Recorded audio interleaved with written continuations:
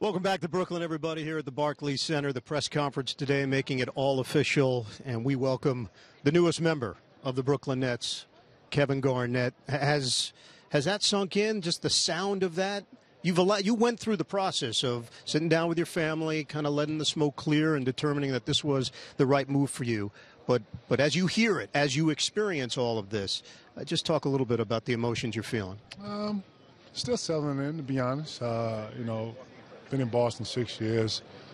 Things are not just going to change overnight.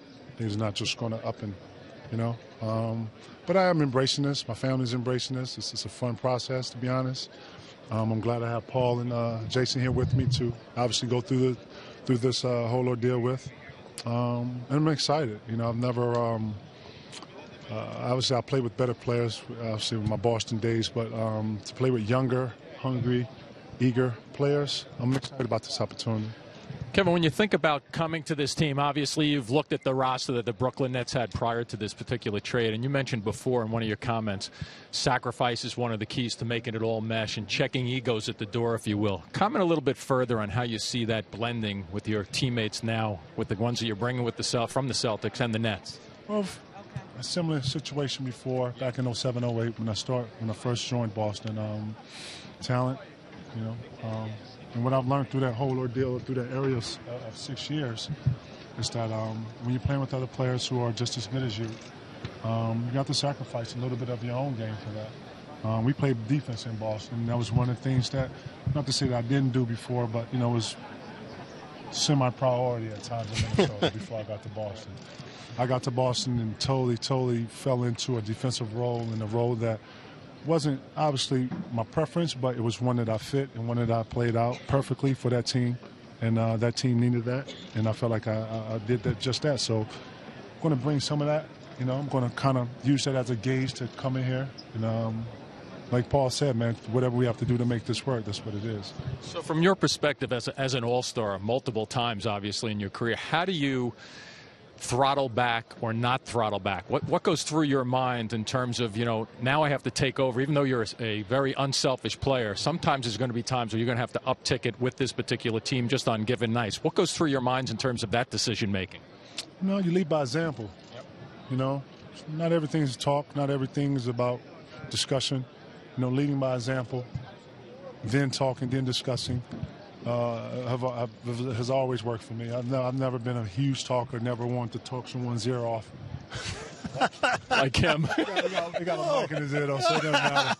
No, but I thought you heard some things. But, leading by example is always a good thing. Actions speak louder than words at the end of the day. Thanks for sending that his way. That's all right. The news traveled to Boston. I understand. It's all good. I accept it. Hey, with Jason Kidd getting the head coaching job, you come from a team where you and Doc Rivers saw eye to eye. There really was a strong dynamic there. You hear that Jason Kidd gets this job. You have flexibility with the no trade clause. When you factored in all the elements of making this decision, how much did that play a role that Kidd was getting his first opportunity as a head coach with this team? First off, I was happy for him. I felt like the years that he was here in Jersey made those guys not only contenders, but just made everybody better. Scalabrini was on that team. I actually had a chance to play with Scal and pick his brain. Kenyon Martin, Richard Jefferson. That team was, when Jason was here in Brooklyn and Jersey, it was monumental.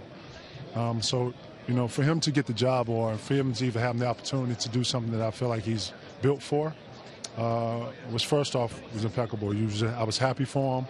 I was excited. And then obviously this opportunity came up. And I just thought, what fitting way, leaving a coach and a great mentor like Doc Rivers, coming to a personal friend is not someone that can understand not only my position, but someone I have rapport with, someone I have a connection with. I've been knowing Jason since 99, 2000. We played in the Olympics. Since then, I've been trying to play with each other, figure it out, never could figure it out. When I won in 07, 08, he called me. I seen him. Matter of fact, he called me, said congratulations, and when he won in Dallas, it was reciprocal. So it's just perfect. It's crazy how things pan out and how it works out. But we are here, and I'm looking forward to this opportunity, man.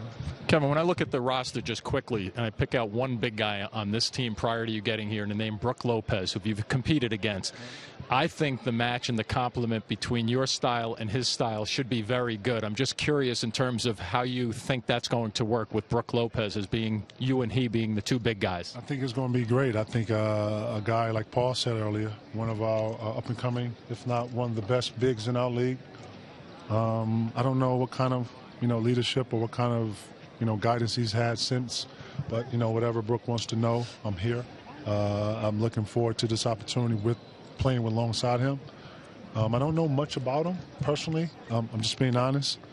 But I'm going to embrace that relationship. And as much as he wants to be taught and much as he wants to embrace whatever it is, I'll be happy to give him and share him whatever. I can definitely relate to obviously being one in the up and coming.